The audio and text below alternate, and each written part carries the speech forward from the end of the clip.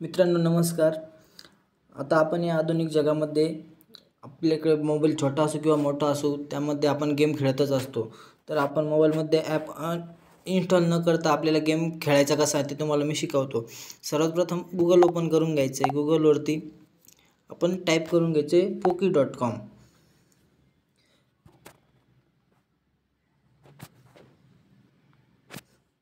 मित्रांनो हे बघा मी टाईप केलेलं आहे। आता खाली बघा हे सर्व गेम आलेले आहे।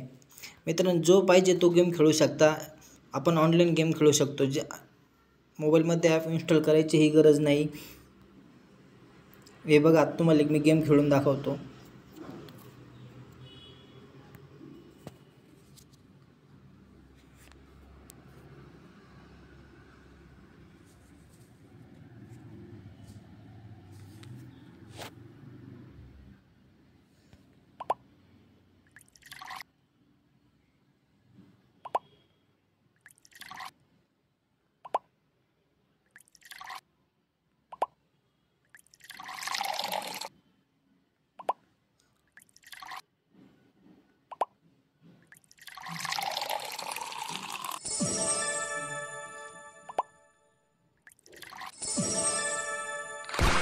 मित्रांनो हे बघा गेम आता नेक्स्ट लेवलला आलेला आहे। असंच तुम्हाला ही गेम खेळता येईल मोबाईलमध्ये ॲप न घेता।